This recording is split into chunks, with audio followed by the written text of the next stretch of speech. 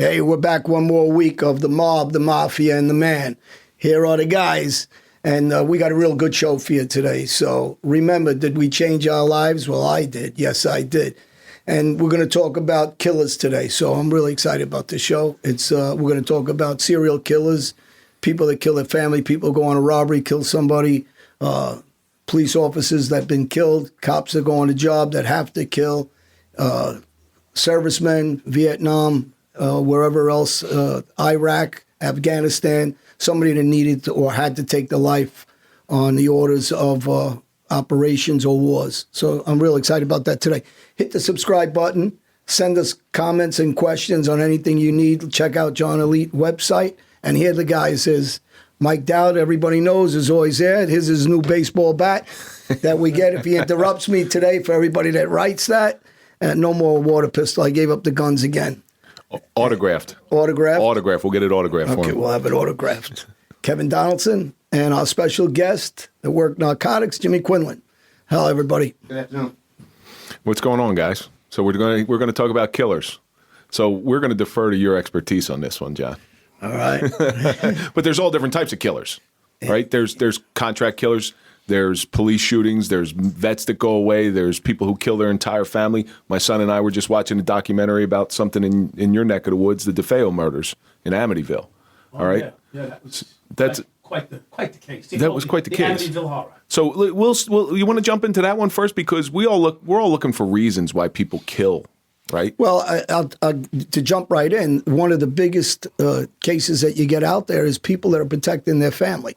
Somebody comes in to rob their family, hurt their kids, and people that are everyday people living everyday lives become an instant killer. They bring in that mode that they didn't think they had in them to protect their loved ones, and it's a normal quality for somebody to protect their family.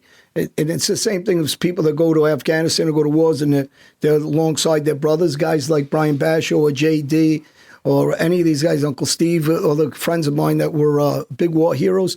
These guys know how to press that button when they need to. It's an automatic thing.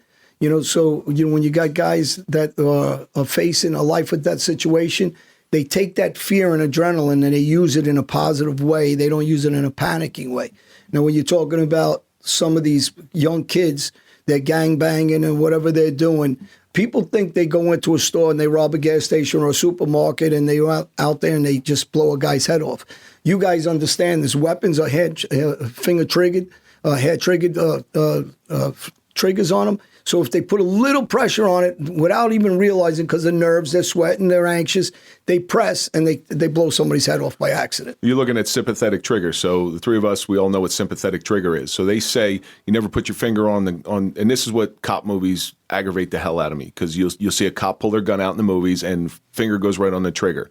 Well, the problem with that is what sympathetic trigger is if my finger's on the trigger and let's say I have an itch behind my ear and I itch like that, well, this finger automatically is going to go and bang. And all of a sudden they always tell you to be surprised by the bang, but now you're really surprised by the bang. So it's always finger down the slide. That's a professional. Military will do it. Police will do it. Yeah, I always put my finger right on the trigger.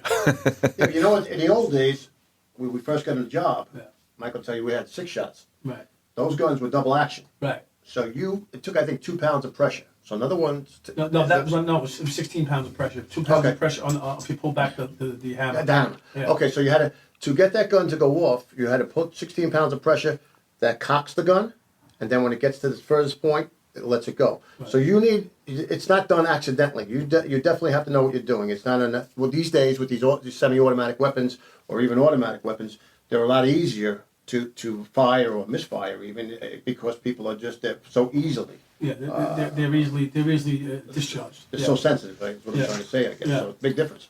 Well, you got these young kids that that'll go with a machine gun, whatever it is, if it's a 9mm or a Uzi, and they spray with no accuracy, and they don't realize, not even if they're good with a gun, but there's no accuracy, and they're randomly hitting other people that are in the area, and people say, well, how stupid are. Well, they're young guys. They don't know any better. They don't realize that they can't control that. Only in the movies you see them, with a side shot or they'll hold in one hand to control a machine gun doesn't happen. You know, they won't. Yeah, they It's won't be able impossible to aim when you hold a gun like this. Listen, when Interpol chased me, I was on a train in Paris with my wife, and they Oh, that must be like Melody Express. yeah, and they Oh, were you in that movie too? no, but I'm trying to get in that movie. Oh, okay. He's going to make one. Oh, this is the first hit? First hit's coming. So I was on the train. But I will bet you if you hit him in the back of the head, the limited edition Elite sunglasses will not fall off his head. Or break. This What's is we call this the Dowd Bam Bam Bat. So when he came on, the lead Interpol chief of that, I guess, that group that came after me, he was sweating up a storm. He was shaking like crazy, and he put the gun to the back of my head. Oh, so stupid. And I looked at him and I said, "Relax, you're going to shoot me in the head by accident." And he was shaking. He says, "Put your fucking hands up." And I looked at him. I says, "Relax. Stop putting that gun on my head. You're going to shoot me." And we're going back and forth. And my wife had her hands up, and I'm like, "Put your hands down." And he's telling her to put it up, but he was sweating up a storm. And then actually one of his own guys told him, "Get your hand off the trigger." You know, Oh, no kidding. And then he relaxed, and I said, "How about this? I'll put him on the seat in front of me." But And that's then, he could have been So an accidental killer. Yeah, he was in that scene. I don't think he realized I was calm. He wasn't calm. And, you know, this is before I got caught in Brazil by Interpol, but they jumped the arrest warrant on me, I guess, on those trains coming from, I was in Paris going to Amsterdam on the way back, and they pulled the train over, and they came after me. So, you know. Pull the train over. Pull a train over. They do that with sirens. Stagecoach. No, it was stagecoach on the side with fucking horses and shit. But this is somebody, I don't know if he was that experienced. I'm really not sure what his experience level to be the way he was conducting himself. Well, from a police perspective, you never put the muzzle of your gun next to it because it's easy to take away at that point. I mean, you could take one movement, and they teach you this in the academy. Somebody puts a gun to your chest, you do this, and if the gun goes off, maybe you'll get hit in the shoulder, but more than likely you won't. Yeah. You do a quick turn. So, but that's an experience. Yeah, he had a ton of adrenaline in him, and I guess, you know, obviously fear because of the way he was sweating and whatever. So I don't know how often he's done something like that. There was a couple other guys that were on that train that was with him. It was a couple of women. It was him. A couple other guys. It was probably 8 or 9 of them. But, one of them was real experienced that told him that. And you got to remember something, John.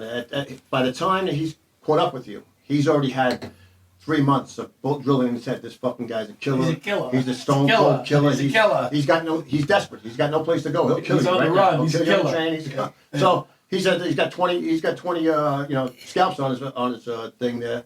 They don't get, of course he's going to be nervous, real nervous, and as the time comes, he's just getting. I told him don't be nervous of me. I did tell him, I said, worry about her. That's the one I'm afraid of. She's beating me up. She's been taking care of you. Keeping you in line. John, you told me something long ago that always stuck with me, that we're all just one step away from being a killer. It just depends on the situation that you're put in. All right? You specifically said to me, if somebody would come and try to grab my kids, well, guess what? Somebody can grab my kids, they're going to die. And I'll sit the rest of my life in prison happily with a big smile on my face to kill those people. Yeah. So you brought the subject of killers and people have been actually in killing situations or how you help with them. So we had a common guest on many of our shows, Charlie Cifarelli. He ran death row for, and he brought a very good point up out in Nebraska. He said, Mike, there's people in there that kill by accident. There's people in there that get scared and kill. There's people who get their house broken into and killed. He said, and there's people who just go out to kill. He said, I don't look at the guy the same way that went to a bank and things went wrong and someone got shot and killed. They're not good. They're not a good person. But, Kevin? He almost got killed by a guy that is not a killer. It was it was over a passion. He lost his mind for that split second, and he almost killed you. Yeah, so Kevin's a living example of someone that could have been killed by a guy who would have been labeled a killer, but I think you would probably even say today that the guy... So his name was Anthony Vocatoro, and the bullet missed my ear by 1/8 of an inch. He shot at police several times, but I look at it differently now. I spoke to that guy. Yeah, I look at it I differently. didn't know he shot several times. Well, several times he shot at police during an initial engagement, and then when we were on the back deck, he shot again. He was going to kill. He was so Distraught. Yeah, distraught, I guess is the right word. It was a crime of passion. He was going to kill his ex-girlfriend. So we breached the door, and as soon as we breached the door, he was behind a wall, reached out behind the wall and shot. I happened to be standing in the wrong place, and the bullet actually wiggled my ear. But I was so close, I could feel the gunpowder. I could feel everything on it.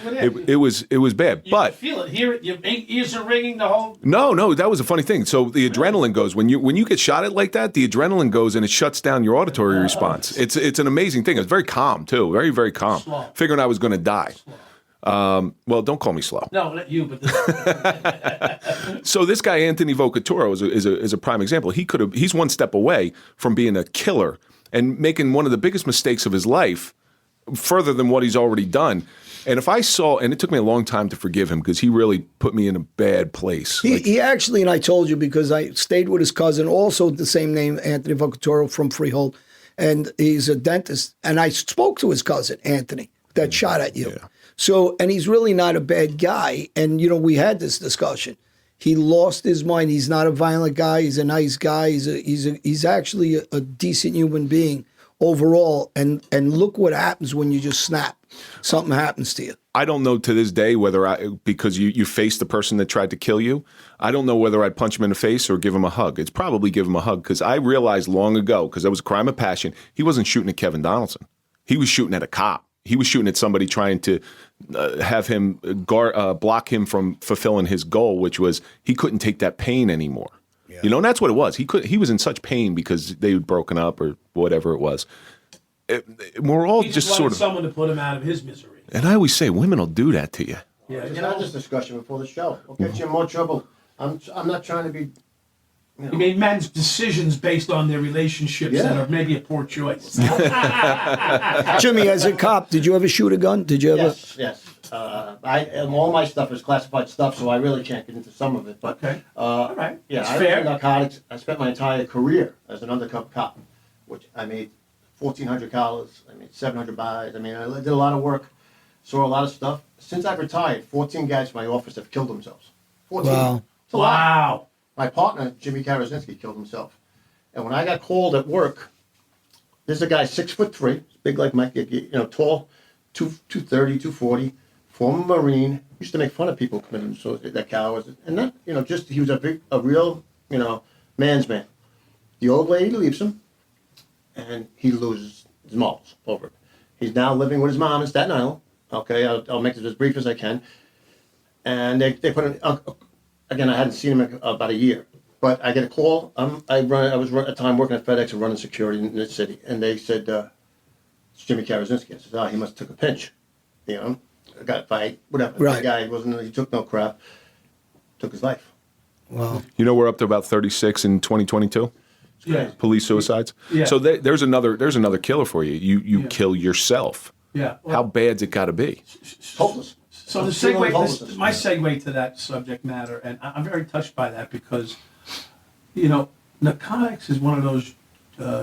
I've never been in narcotics, but I like narcotics. I guess. but and we can make light of it. But the reality is, it's a serious subject matter. When these guys, high stress, high energy, high excitement, every day is a blast, one way or the other. And I mean that figuratively and literally. To get these guys, and even Jimmy's got a little, he's an excitable. Look at me. He makes me look calm. Because I thought that was the cocaine. yeah, right. The bumps I'm doing. Yeah. Still wearing off. Can you imagine having a Whoever conversation- wrote that on my comments, Can you imagine me having a conversation? you're holding out on me. the pink Peruvians. The pink Peruvian. That was the best. But you couldn't. I mean, 11 guys are down from your unit now. 14. 14. I'm sorry. It's incredible The it is. 11. It must be an ad I got on TV. But 14 guys from your unit are gone, and we're not. I mean, we're not old men today. I mean, There's a problem. There's a no. There's a There's a problem. problem. So I'm involved with the Blue Magazine. So I'm involved with the Blue. The Blue Magazine Yes, very we do. well. Danny, So we that just was shot a great guy. movie Great man. that's premiering on Thursday, the 7th of April. It's called. They have a nonprofit called Moment of Silence, which guards against blue suicide. They call it blue suicide. We try to stay away from the word commit suicide because you commit a crime. That's the whole thinking behind it. It's a sad thing, and it's happening way too much. 14 guys, if somebody's not stepping in and saying, "Hey, there's a bigger issue that we got to take care of," that's wrong. That's where the help is needed. And they're getting there. They're not there yet. Well, just another 14 will go before that. That's why we got to be more verbal against our politicians that forget to talk about that, and they forget to back the police. And they also forget that every time they have a situation, the first person they call are private police, and they call 911.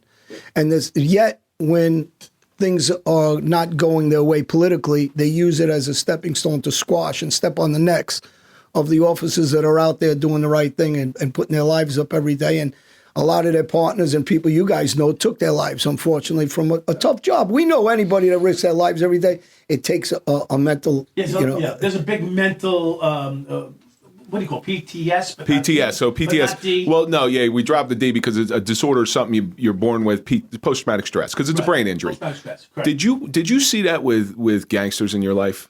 Yeah, I got post-traumatic stress. No, I know you got no, not post-traumatic stress. It was suicide. I know. Yeah, I can imagine you have it. I had several friends that committed suicide, whether incarcerated and hung themselves, which I've spoke about different guys that were friends of mine that did that, couldn't take the consequences of the life, and then there's guys that killed themselves at home. Yeah. So with you in particular, you took lives where you know, what did it feel like to go out there and be asked to take? You didn't do it out of just fun. No, you know, it's like anything else. Like you guys go through the academy and a training. So you're going through a training like anybody in the armed forces go through a training, and it's not an anger thing. It's a reaction to a situation. Like a grooming, John. I would call it a grooming. It's a grooming. You know, I hate to use words. You know, you do it in a profession. You know, you're professional. You know, you're not just randomly just shooting up a block. You're taking out the person you need to take out because of a situation. And as cold as that may seem, this is what we were trained to do. So you're trained through your life to do that, to use that adrenaline in a positive way in that lifestyle. Unfortunately, when you're finished and you step back, you end up in a situation like I have, where you have to deal with PTS. And you have to deal with it because you got to live with the circumstances that you cause for yourself and people's families on both ends. So, that's another subject. And I've had therapists on shows and we discuss some of this. But the problem with doing it becomes easy. Once you're accustomed to doing that kind of stuff, people, the average person can't do it. They have a hard time with it. And then you have guys like I just said, JD and Brian Bashel, my friends that are war heroes, and these guys, and Uncle Steve, and these guys are. I'm with that guy on Instagram, Brian Bashel. Yeah, they're great guys, and they discuss talking about killing themselves, and friends of theirs that kill themselves. So when people are on the outside and they're watching TV, those are movies. When you are actually involved in these shootings, like Jimmy or yourself or Mike, and you're on the streets every day, and your life is at risk every day. People trying to kill me, I've been shot up or stabbed up. And, those things take a toll on you after a while. And the biggest toll is for the haters out there, or the people that talk, is it's easy to do it. It's the hard part is not to do it. And this is what we try to talk about, is not doing what we used to do. React different, behave different. That's why you changed your life. But you're paying the consequences now. I know you're paying the consequences. You're always going to pay consequences. And I talk about BetterHelp. One of our sponsors, right? They're great with the online therapists. Yeah, and there's a ton of people that need that, to use them, and there's nothing wrong with getting on the phone and calling BetterHelp. For the people out there, I mean that, and you go get help if you need it. And we all go through depression. We all go through some hard times. So you talk about phone calls. Cut me off. Right? You talk about phone calls. Mm-hmm. BetterHelp, right? Yeah. So I get the phone calls, and Kevin, I'm sure you do. I'm almost a doctor in therapy. Yeah, I mean, people call us. Jim, I don't know about yourself personally. Yeah. Last year, I had a friend of mine. I knew he was slipping. He wasn't a cop, but he was a dear, his name is Donnie Pusak. I love him. One of my greatest friends, but he was slipping away. Every day he'd call me. When I'm trying to say the right word, but he was getting compulsive about everything. I can't explain it, whether it was taking a ride, going to the store, reading the paper. Right. And he was in between jobs. And he always had a nice big job. He was a great man, a great dad. And I saw him slipping away, and I didn't know how to save him. I kept on saying, no, we got to get... And he was going for help, but it just... I think, and again, my understanding is that when you go for help, and it takes some time to find the right person who works for you. Well, you got to find somebody that's in tune with you. But Yes. that's what I do now because I've been there. Like So we were in Florida. yeah. Remember? So, yeah, And your buddy. Look But at me. I was able to speak to him because I had been there. I had the gun in my mouth. Right. I had a Chief Special 38. I still have it. Yeah. And still- it's double action. So I cocked it, and once you cock it back, it's ready to go. Yeah. So these guys all went down that path, and it's easy for them to talk to me because they don't feel I'm talking men. Right, yeah. It's easy not to feel emasculated when you're speaking to somebody who understands and who's been there. Right. You know, just like with prison. So if you get somebody coming out of prison and you want to help them, they're going to talk to you because you guys have been there. Yeah. Cops will come and talk to Find us. that common ground. Yeah. Someplace that Yeah, makes you go to sense. You know, an AA meeting if you want to stay sober, right? You don't go talk to a guy in a book. You go to an AA meeting. There's a bunch of guys in there that used to drink their whole life. Now they're sober. And no one judges. And no one judges you in there. Right. They've all done the same thing and worse. Well, that's what you don't. You don't want to be judged. Well, people think they're the only one going through it, and they're embarrassed, and oh my God, and How do I handle whether it? you're crying or whether, and we always say this, we all been through it. We all go through things. There's nothing wrong with reaching your hand out. Trust me, there's more people like it than you think. And you got parents. I was in jail with different guys that never broke the law in their life, never drank. There was one guy that never drank and didn't drink. He went to a party, he drank. He went down a one-way, and he killed a woman who was pregnant and somebody else in the car. And he got 11 years. And he reached out to a good friend of mine who asked for me to speak to him. And I spoke to him. This is going back about 7 years ago. And I said to him, he came out. He was on bail. He was going back to jail. He was a very successful guy. He was in the Wall Street area. He was in a brokerage business, mortgage brokerage business, but, very big in it. And executive position. And I said to him, here's what you need to do, because he's asking me. So he was a killer. He became a killer, right? Now, he's a killer that was started, obviously, huge depression. He just had 2 young kids himself. I said, I'm going to give it to you straight if you want to talk. And he says, yeah. I said, okay. Whoever's promising your job back in 11 years, get that out of your mind. It's a fairy tale for you. So you're going to be somewhere else in 12 years when you're home. I said, your wife that you know, most likely she's going to leave you. Your kids, your relationship, you're going to see them when they're teenagers, and hopefully you can rekindle that. Jail itself, worry about how you're going to handle it, finances, because all your houses, everything's going to go. Day to day. And, so 7 years later, 6 years later, it's been about 7 years. Last year, I got messages from his good friend. His wife left him. The kids don't talk to him. He has no more money. His children go see his parents once a month only, and he hasn't seen them in years. So this is the reality of that Standard life. operating procedure. You want to, and he's very depressed. He wanted to kill himself because he's not a killer, and he said, "I can't deal with what I did to this woman and her baby." And I've said, "Well, there's only one way you can deal with it besides killing yourself: is face it." And how do you face it? When you're in prison every day, you have nothing else to do there. See a therapist in prison, read all day, pray if you're religious. If you're not, get religious, and try to write the family to apologize as much as you can. And I doubt anybody's going to accept it, but it'll help you. So that's the advice you can give somebody that became a killer that was never a killer. And, and it's not easy to kill somebody that you despise. Forget about an innocent person. So it's easy as a gangster to go out and kill somebody who wanted to kill me, or a business deal over money, but it's not easy if you drive in your car and you kill some child or person, because then I don't think I could deal with that either, that simply.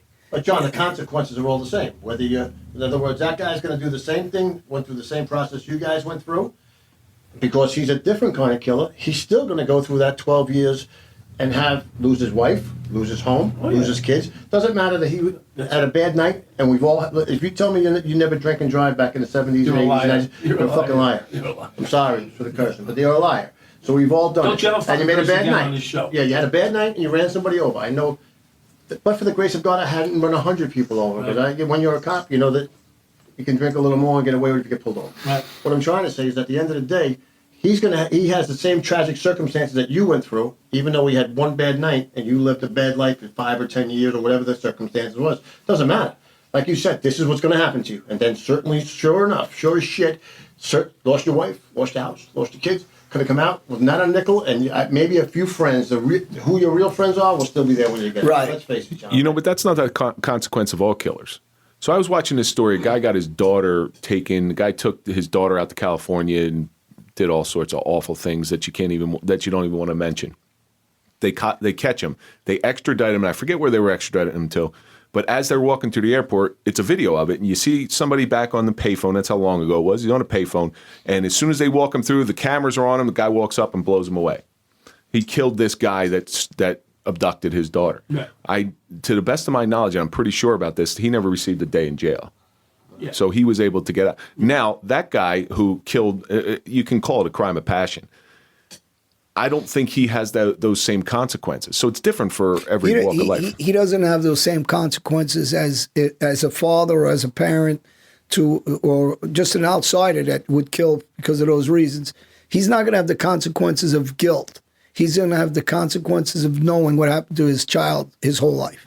He's going to have to deal with that, and that he's never going to get through that. That's going to eat at him day and night that he didn't protect her prior to that, even though it wasn't possible for him to protect. There's nobody that's possibly could walk their kids around day and night and protect them. But he's going to have to deal with the fact of what happened to his kid. And the guilt of that will definitely overcome or succumb the guilt of killing anybody like that. He ain't going to give two shits. He won't lose a wink of sleep, and I don't blame him. So, but the idea of dealing with such a terrible crime against his child, that he's going to deal with for the rest of his life. That's a good Can I point. ask you a quick question, just for my own knowledge, and I'll ask everybody. I know you've killed people, so did you rationalize this guy's a bad guy anyway? Oh yeah, you have to rationalize because you have to deal with it. Okay. So and I'll So give you an let's talk about example. the first one, then the 20th one. How does it get? So here's How does it progress? You're not a serial killer, right? No, and people talk about that. Serial killers are seriously sociopathic. They have no feelings to anything. We try to justify to deal with why we're doing it. Just like a guy that goes to Afghanistan, like my friends. Because somebody but when somebody tells them you can kill them because they're on the opposite side as you, because that guy in Afghanistan, it might be a great guy too. Oh, yeah. And he's just a guy protecting, going to war because his country told him to go to war. He has kids, he has family, he has a wife, and you're taking his life like this because we said it's okay. And if there wasn't a war, you might like each other. Right. Right. No question. Oh, yeah. Absolutely. Some of my best friends, Same cloth. and Right Cookie on. and I've these seen guys. them. I've seen These them. guys are straight killers. And my friend Cookie's been shot in the head and survived. His cousin was killed. They were my enemies growing up. We hated each other, and we became very close.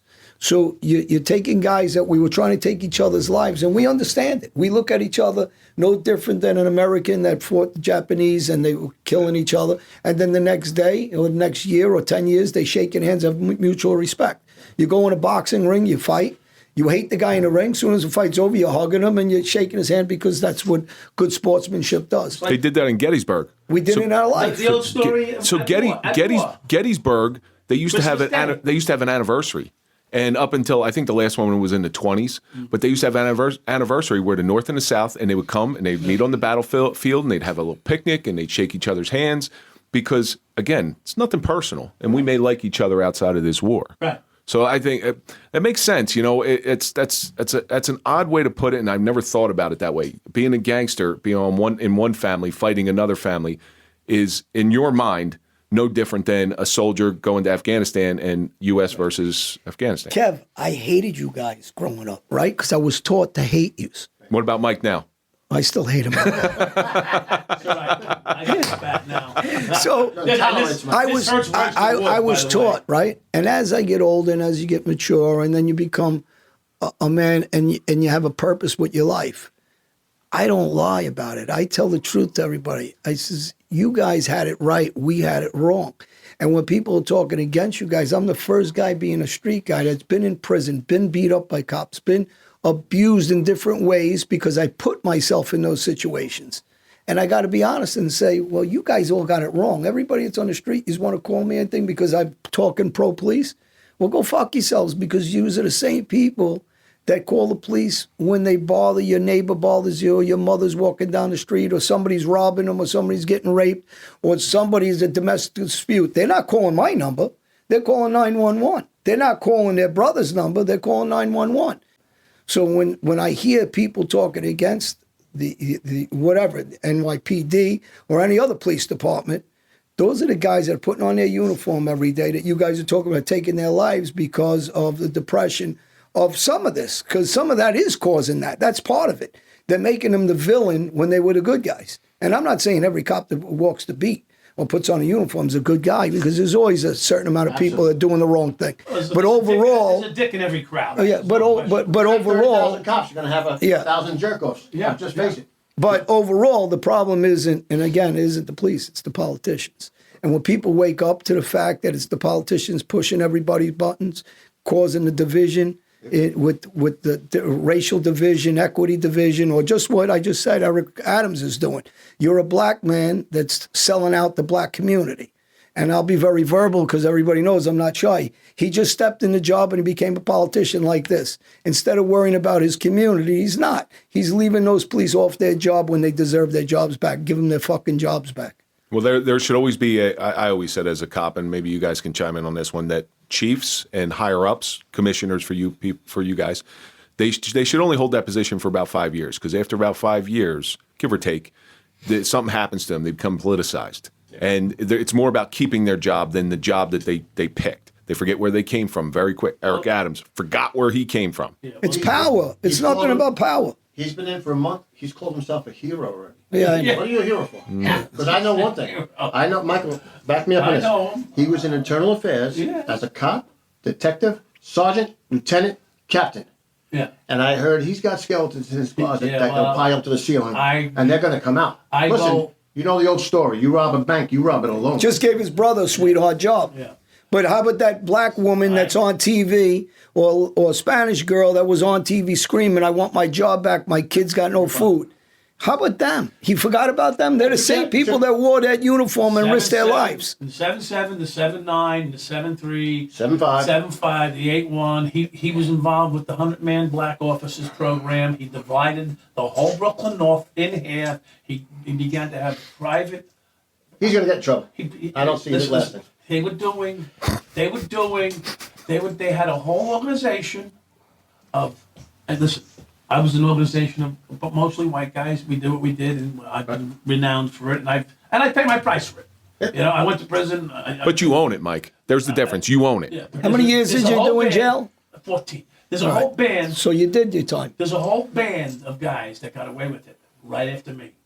Not after me, but they were doing it while I was doing it, and it was in the 7-7, 7-9, 7-1. 30, the 30th precinct had the dirty The 30. 3-0 they got, but there's a I whole know. band. There's a whole band in Brooklyn North that got away with it. Yep. Okay, and they were all together, and they were all involved in the 100-man, Yep. 100-man black. Well, we got to call Serpico and we No, got it's to a find fact. out. No, I'm joking. And what happened was he still they alive? squashed it. Yeah. They squashed it because they didn't want another major scandal. But I was the right height for the.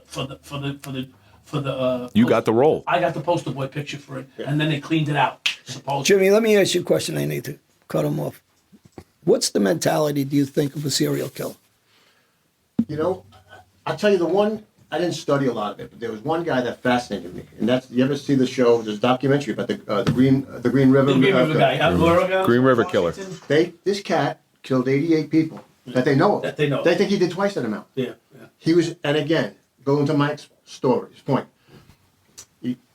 A sharp guy in the sense that he's killing people that no one cares about. No one's going to miss.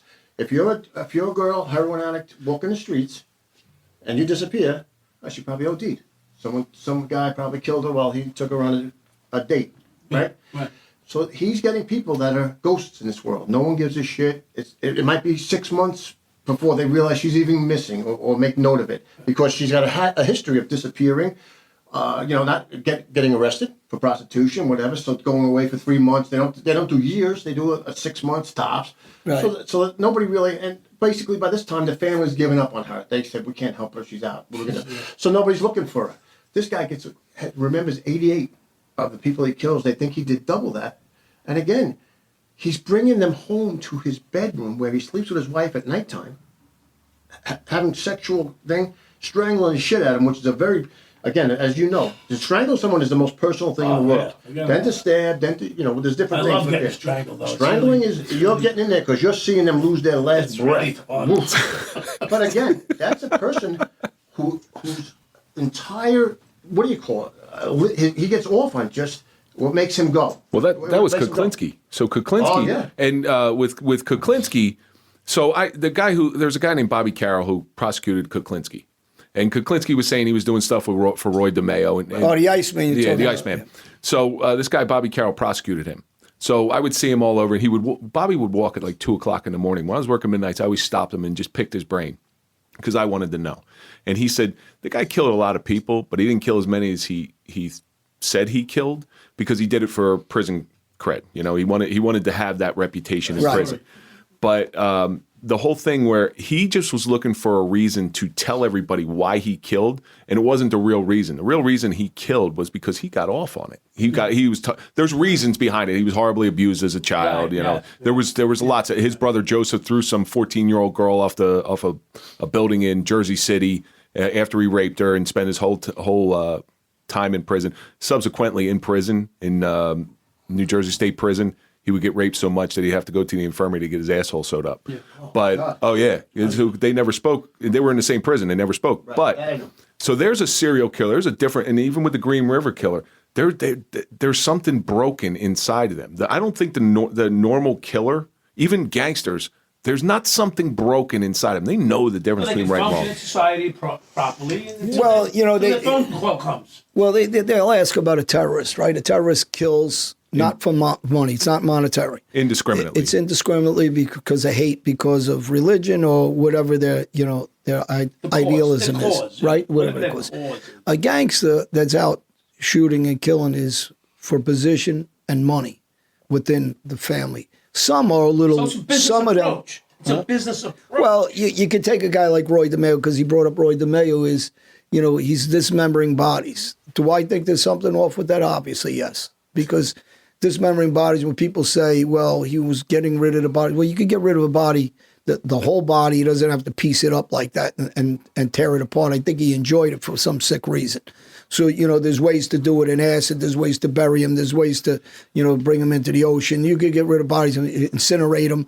You don't have to do what he was doing. So I think he falls a little bit on the, when somebody's, when someone's reading books on dismembering, there's something off on them. It's not to what a normal guy does in the mob world, killing. Now, would he be a serial killer within the I think if I had to guess, he's a serial killer. And also in the mob. Yeah, and I believe the same on Tommy Karate. These are the guys that when you're reading these books about dismembering, there's something mentally off with them. It has nothing to do with taking someone's life for the reasons we take it, whether they're trying to kill our boss, whether they're trying to kill ourselves. Well, you went to kill Tommy Karate, right? I wanted to kill him, yeah. John Jr. was actually with me on that. And you shit his pants? He didn't know we were sitting across the street from where he was looking for us. He came with a couple of guys, and we were sitting in a car. We had a 9mm machine gun, and John said, my father will kill us if we kill him right now. Because it was over drugs. Oh, okay. And so we ended up not doing it. I wanted to do it, but... Did he come after you? He killed one of my friends, I believe. So we went hunting him, After that? After that. So more than once? Yeah. But you actually had to get permission to go kill. Well, in a mob, you're supposed to. I mean, you could do it in sneak, and if it's the wrong guy, you're going to get killed for it too. And if it's a made guy, it gets done all the time. You got guys like I just brought up. Let's see if Junior tells on you. Yeah, and he'll tell on me. he wasn't holding his mud. And I don't know that he does. Well, he listen. Would he tell on you? Yes. He shot, listen, Ciro's nephew got shot in the ass from behind me, and it was him, and he let me hold the weight for it when it wasn't. I mean, there's a million incidents like that. He blamed me. So even when it wasn't me, but yet you were never at the Ravenite, according to him. Well, according to him, those videos that everybody put up, that's not me. That's a clone of me. And Jimmy knows, as Jimmy has involvement with me in the past and ran into us professionally. When he was on the job. When he was on the job, so he was in a professional manner, and you were in a professional manner. So but what's funny is that those points are important. It's important is these guys don't do what everybody believes they do. And again, Jimmy knows more than a lot of guys. You saw him out in the street? So, I know. We were... the Coney Island incident? No. We had I think you remember this. Yeah. We had a guy who was working. He was a cop. He works... he's in the reserves. So he goes once a month to the Army. 5 o'clock in the morning, he's leaving for his thing, his reserve duty. This wannabe cat over there in Ozone Park shoots him in the driveway, robs him, doesn't know he's a cop. We stop buying into the neighborhood. Yep. Now we open up, my friend David, it starts getting deep. He's buying kilos. I started to buy. I passed off to David. David was driving up. He purported to be a drug dealer in Long Island. He opens his own little joint on, what's that, the big Cross Bay Boulevard. Liberty Cross Bay. Now the gangsters are coming, and they're gonna get him in. And they said, "We need you to do a piece of work." Exact words they said from us, and that's I said I never heard that term before. Right. He uses it all the time. Hey, you're gonna have to do a piece of work for us. No, he calls you a piece of work. I am a piece of work. Yes, That's you when are. we had to shut it down, but they brought up that they arrested the guy. This guy got the hardest smell in the police department for doing all undercover work, but it was heavy. I mean, and this was a 2-year undercover, heavy duty, safe houses, the whole shit when it was going on. That doesn't happen a lot in PD. No, that's They big. They That's- start that's testing deep. off to the feds and stuff like Right, that. that's So deep. That's that's what it was over there in Ozone Park, right off Liberty, Cross Bay Boulevard. Right, 101st Ave, What's the other 101? joint over there? Yeah. Not where Gotti lives. What's that town? Oh, Howard Beach. Howard Beach. So all that little area, and that's heavily mobbed Yeah. up, is where the whole thing was going down. But the thing is, a lot of these guys, and we talked about this on another show. You weren't on that show, Of I don't course think. not. Yeah, you were traveling again. You were traveling the world. Yeah, I don't. But we were talking about, Limited budget. I mean, limited baseball cards and football cards. They give stats. Yeah. Most of these guys have no stats. It's 0, on their stats. Right. And they have people believe they're guys out there shooting like legitimate shooters, whether they're police officers or vets in the Army, like I said, like my friends in the Marines, Brian and these guys in JD, or, guys that happen to see action even though they didn't want to see it, protecting their families. So it's not what people really think. And I think that they're far removed from really what's going on, what we're talking about here. Yes. Even though people wouldn't understand that, because you're talking about guys that been around it and are serious guys, not guys watching TV or hanging with guys that, did some work. So, when a lot of these guys I'm doing, I call them out as frauds, that. Everybody knows that what I feel about these guys because they're not doing anything positive. And, when we're talking about some of these situations of so many people that are involved, unfortunately, in shootings and murder and suicide, this is the stuff that carries from it because of the shitty life and the exposure to the streets. Well, it's still the same in military and police world. So police, they'll tell war stories. How many war stories? I was just gonna say- How many war stories I've told them. Listen, I'm guilty of this too, but vets will do it and they call it stolen valor. Oh, He's sleeping. They call it stolen valor, where they'll live on a myth that I was a Green Beret, I was this, and they'll get something for it. They just had a guy out not too far away from here got a bunch of charities donated to him, and his whole story was bullshit. That's Because the guys that are real, and I'll use JD now because JD was a serious sniper and involved, and he's a good guy and a family guy, cool dudes, tattooing. He's just a down-to-earth cat. Just so you said, we go out, we hang out. Brian, we're all drinking. Stevie, these guys are just, because they've been there, they've done it. How many times you've been out, all of us, right? And here's some guy at the fucking bar Yeah. telling your story. Yeah. I'm going, I've had that. I'm going like this. What? I've never seen this cat. That sounds very similar to the shit that I just did. Let's go. Yeah. And he heard it from somebody else, and I'd go over. We ran into somebody. I'm sure with you. We ran into somebody, and both of you know him, who used to tell war stories about being a member, a street guy. Yeah. All right. Knew Without a Joey connection. Merlino and yeah. Oh, you don't Where- want to get into that's a whole new show, isn't it? there's some stuff to that. Well, I'll tell you what we're going to say, and I might as well talk about it. So when you got Tommy and the guy we tried to get involved with him a little, but he, With the MSCS thing? with MSCS, and he started using our names and doing different things. But he was a guy that cooperated on his case. His real name was actually, I think he uses the name Keeler or something. Kitely. Kitely. Kegels. His real name's Messina. Isn't he a Kegel? He did a couple of months in a joint, and he was, a gopher. He sat at the table. Joey didn't know who he was. He sat at the table. He got trays for guys and, different things. And then he told stories that he was, and people don't know or they don't question. Right. So they don't know. So now he's connecting made guy. himself He was a made as guy. he was a made button guy, man, and he told war stories. And then he tried to bring in different guys to do shows with him to surround himself like he's a legitimate guy. The problem was he was talking about the Philly mob, and that's where I grew up. Well, so. and he's broke, and you got guys like Turch that grew up with me, and people that know that he was never around, and other guys that were in prison with us that still talk to me that know he was never around, and you got guys when he's telling them he got shot, and which is a lie, So you got too many guys that know, you can't fake your way through the That's street. a no-no. I'm just telling you, being a street guy, a cop, or a gangster. Yeah. Pretending you're a gangster and throwing those names around, that's not boy, good. that's That's a not no-no. good. I just know from being a So street guy and a cop. he moved his studio in what is it, Fort Worth? That we were at Fort Worth and Lake Worth. Lake Worth, West Palm. Lake Worth. And so now the gig is up that everybody knows, and that's where he's at. And so now he's paranoid because of all his lies. They catch up, and he tried to utilize our names as the headliners, and so we got involved. Karma's a bitch. Yeah, karma is a bitch. So I'm in the 7-5. I'll give you a 7-5 story. And I'm working with Urel. And we're doing an action report. There's a hooker talking to me. and Kenny's doing the action report, which of course he doesn't want to do, but he's got to do it. So Green Eyes is talking to me over here. He's doing a report, and there's a guy in front of us.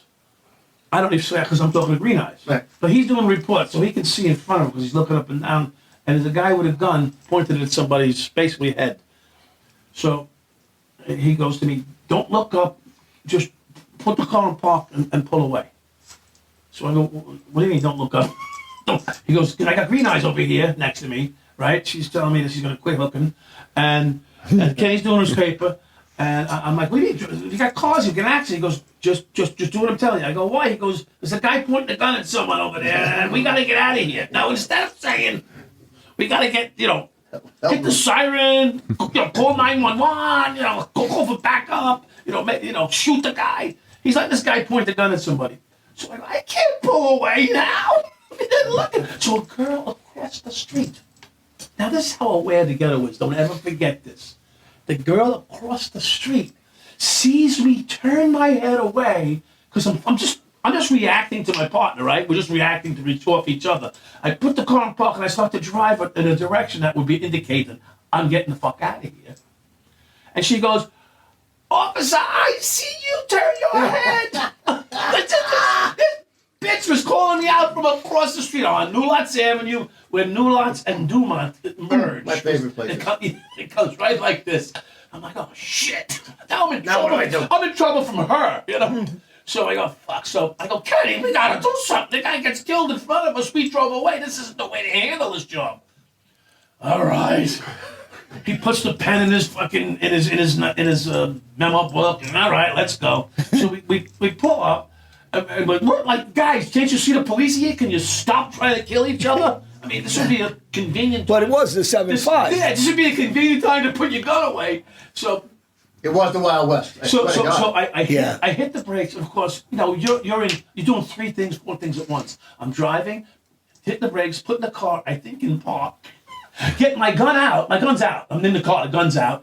I open the door, gun out. I'm coming over the door. Yeah, I'm putting myself between the door and the front of the car. And I forget to put the car in park. The car takes off. I'm like, oh fuck! Now I got one leg in, one leg out because I'm over the side of the car like this.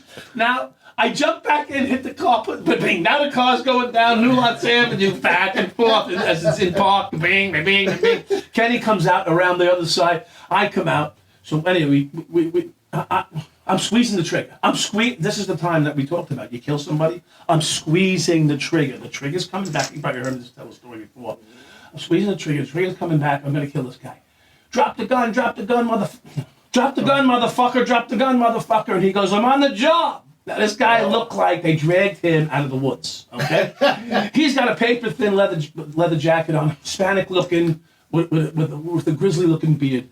So he's got a 125-pound crackhead. That's what I'm saying. Crackhead bullshit, you're on the job. But you know how to say I'm on the job to stay alive. He goes like this, he opens up his leather coat. He's got something hanging there. It looked like it might have been a badge. You're not seeing everything clear. I'm looking for hands and guns, right? You're looking for hands and guns. Say first. And direction, right? So long story, as it breaks down, so I stop squeezing. Because I'm going to kill this guy because he's going to kill somebody else, man. You got to stop the guy from killing someone. If you didn't listen, didn't drop the gun, didn't none. So I'm squeezing. I'm killing him. And then he flips. So I ease up. And the hand's moving, by the way. It's fucking moving. So you know how close it is. I let go. And I'm like, oh, God, if this goes off now. And then he goes, I'm on the job. All right, we'll give you another. He bought himself 3-4 seconds. He was able to get me to release from shooting him. And so in between, Kenny jumps in between him and the guy, because the guy finally jumps. He finally throws.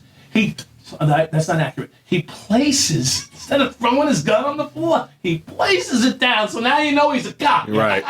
Because he ain't throwing that fucking brand new 9mm on the floor, 380, Absolutely. whatever it is. And he wants to keep it near him, not near the perp, right? But he did drop the gun, which, you know. All the things that tell you he's a cop. Yeah, dude, Yeah. so many things happening, and I'm trying to read it. Okay, yeah, you're definitely not a cop. He didn't throw his gun, you know, all this other shit. So we get, and the guy, he's got the gun pointed on him, jumps the cop and starts beating the fuck out of him. Oh, God. That's okay. Now imagine what that would have felt like for you. Oh. If you would have actually pulled that trigger, and you would have, realistically, you would have been justified in doing what you would have done. That I was patient. Right. See, I'm long suffering. I'm very patient. But think about what would have happened, and you just killed another cop, Of course. and you've turned Especially into an me. accidental killer. Especially me. You know, they've been like, oh, this is, and he's killed an narcotics undercover. It was an cop. accident. Oh, yeah, Dowd accidentally killed him. Okay, so one step further, what we was talking about before, the storytelling.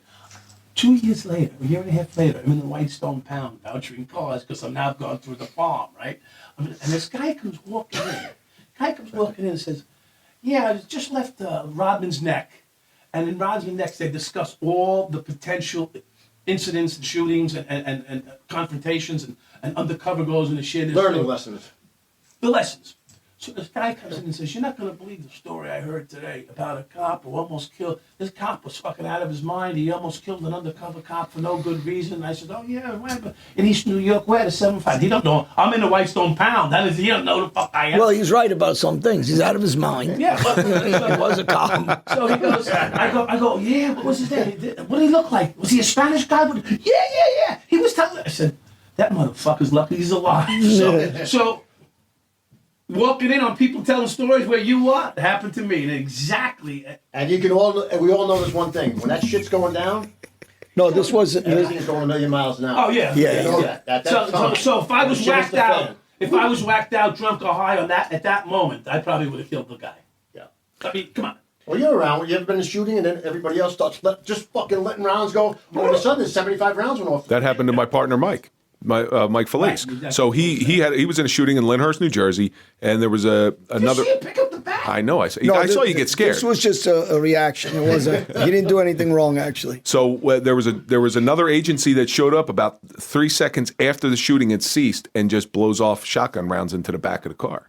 Because, adrenaline's up. They want to be involved in now, something. oh, in a Do they shoot, understand really? that what would happen if that happened? They don't, because unless you're involved in a shootout or shooting, right? And you One have time. that adrenaline tunnel vision. Yeah. Because things are happening clearly, actually, but quickly.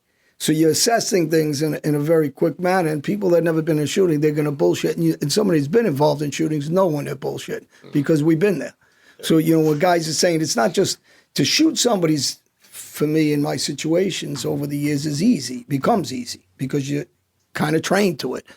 Getting in the actual shootout and into a situation is a different thing, and you have to be accustomed to that too, to be able to do what John Tigg, I had him on from Benghazi, unbelievable guy, and he was talking about not wasting his ammo.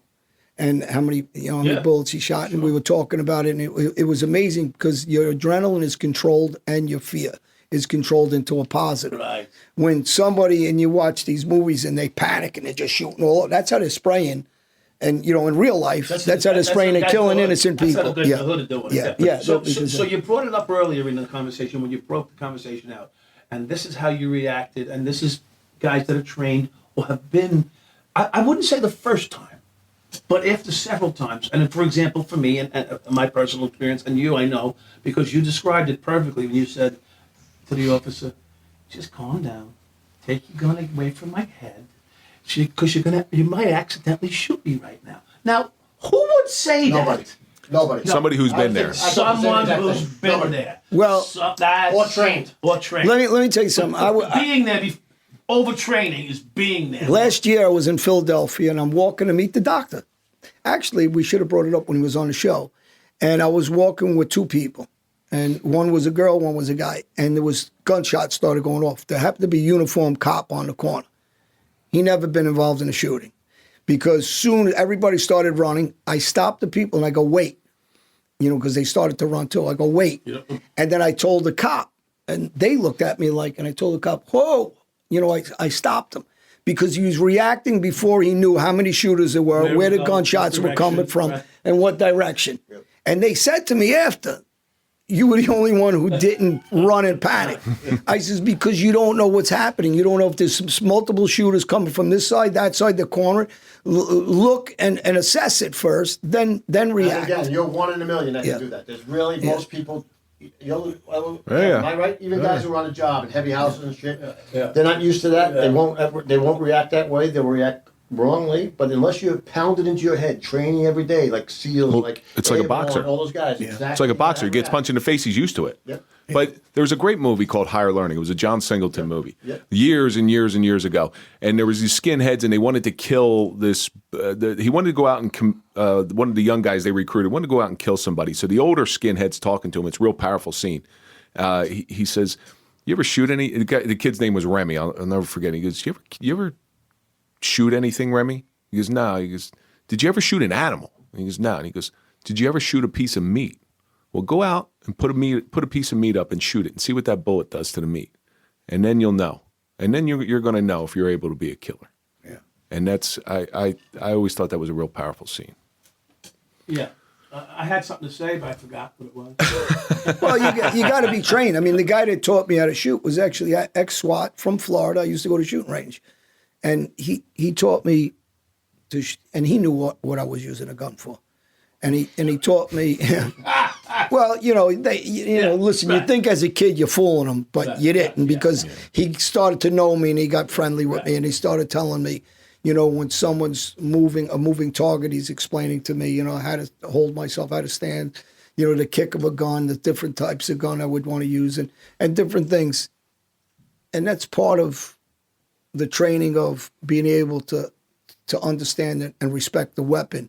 So you use it properly too. And that's all that training is like anything else. You have to be trained for the situation. If you're not trained, you're never going to learn. Yeah. And you're going to do stupid things at the same time. A ball player sees a ball at 100 miles an hour, right? Baseball player sees a ball at 100 miles an hour. You and I standing out there, we won't even see the ball come at us. You're right. But when you train to see things, so when I was a cop, and you'll can attest to this, and probably yourself as well, in 7.5, you see things more clearly and slower. Yes. Because you're accustomed to seeing things that others don't. I know where your hands are going. I know what that looks like to me. It slows down. Yes, that's what happened to me. It slows the fuck down. And I can attest to that from my experiences because you're talking about a guy who was I was an active cop. I didn't make a lot of arrests, but I was active. I was mostly looking to take your money and your drugs. But in East New York, that's every corner. Yep. And it's ongoing and it's constant. Well, my friends knew you good, TT. You remember? Yeah. A friend of mine, he's from the hood. He grew up there. He's a friend of mine. He actually did a chapter or two in my book, the Mafia International. He called me, and while he calls me, he's talking to me about him, but he doesn't know he's in the car with me. Yeah. And they started, and I said, Mike's in the car with me now. And they're kicking back and forth all the guys and friends and guys he robbed in the neighborhood. Yeah, because he knew all the guys. He was a big mover himself at the time. Yeah. So, and you guys... he knew everybody. Just to bring it home, like there's many different reasons why people kill. Right. And some of them there's reasons behind why even a serial killer has a reason why they killed. And it's hard to understand and it's hard to grasp, but I think the normal person has to understand that there are reasons behind every killing. Everything. Whether it's good, right, wrong, or indifferent. Does everybody agree with that? Yeah. Oh, 100%. 100%. And it certainly is. I'll leave this on one thing. Everybody's going to... Unfortunately, today, I think we're going to have a problem, and that's this. Because the police are no longer putting guys away. Now, they just had a statistic. 68% of all people arrested for violent crimes have been arrested before. Oh, yeah. That's a large number, Right. over recidivists. What I'm just trying to say is, guys are going to start going regular, we'll call them civilians, are home now, buying guns and illegally possessing them. Right. And if you're going to come to their house, they're not depending on the cops anymore. They said the bad guys aren't going away and it's becoming a mess. Right. They're going to start taking care of business themselves. Well, Jimmy, more so than that, you have a border that's open. By next year, you have over 3 million people that walked in this country unvetted. No names, fake names, killers, serious guys. And you have a very small percentage that are coming to this country that are kids and women are looking to live a legitimate life. And that's all thanks to this administration and their bullshit. And they want the chaos because they're trying to redevelop this country into something that we don't know. So the people that are on the Democratic or Republicans or Independents, everybody at this point I think see what they're trying to do. They're trying to uproot this country into some sort of socialist society and make the government more dependent in your lives. Well, they'll be trying to So take this is a plan. This is a guns plan. away. They're trying to take the guns away. Well, you're not going to take the Every guns chance away they when they're get, coming in. trying. No, they're trying to take the legal guns away. Right. The illegal guns are walking into this country, and that's the ones committing the crimes, not the legal guns. That's propaganda by this administration telling people that people are dying from legal guns in this country. Yeah. That is nowhere near the truth. And you know what, last but not least, I'll just say this. We're seeing what's going on in Ukraine. Yeah, thank God some guys got some guns at home, because if God forbid that ever happened in this country, and I don't think it's a whole different situation, but if someone invaded this country, you got some nut... We got them invading this country. You're in the White House right now. Well, I'm saying that. At least you could pick without up a your gun shot and defend fired, yourself. they Yeah. invaded The us. invaders without a If they were shot. all armed over there, the Ukrainians, like they should have been, maybe they'd have a better chance. Our politicians invested, all of them, in Oil. electric. And the electric and the Congo and Hunter Biden. That's why they don't want these gas. They want these gas prices to be exuberant amounts that the average day person in our neighborhoods, whether they're black or brown, because they talk about them, they manipulate these people in my neighborhood. They con them, and they know that they can't pay these prices, so they're going to force their hand to go into electric somewhere down the line because they invested all their government money. All our politicians invested in this. So this is not for the benefit of anybody that grew up in our neighborhoods, in my neighborhood, because we can't afford these prices, and I they can't know afford that. 140. I can't even afford 1,400 for a car. You know, They cost $60,000. we could talk about. I mean, we could go on and on about this for probably 10 more shows. Right. But unfortunately, I think we're out of time. Well, we're going to talk on the next show or two about government killing. And But like everybody watch it for that show. Don't forget to subscribe and like John Alite, The Mob, The Mafia, and The Man. And we got our brand new sunglasses here, the limited Elite special by Private Eyewear. Nice glasses. Yeah, they are. They're heavy. Make sure we visit johnelite.com for baseball bats. Where can we find the special edition Michael Dowd bat? Michael, no, that's just for me. Sorry, everybody. That's just to control Mike, the wild horse. Everybody said, how do we control him? Wasting your time. The Mike Dowd on Instagram, of course, the Alite Show. I'm with them. We're doing well together, and I think if John will have me on, I'll continue forward. Thank you guys for having me. Jim, You thanks guys for coming. had- Hey, Jim, really, thanks for having me Pleasure. on. It's been a And nice a pleasure. surprise, though, by the way, guys. He's a surprise guest. Short notice, just showed up, and we threw him on. Great expert in this field, and it was really nice to have you on with us and to get your intake on some of this. You know better than most. You were out there risking your life every day, and thank you for that. Everybody, True John Alite on Instagram, my website, johnalite.com.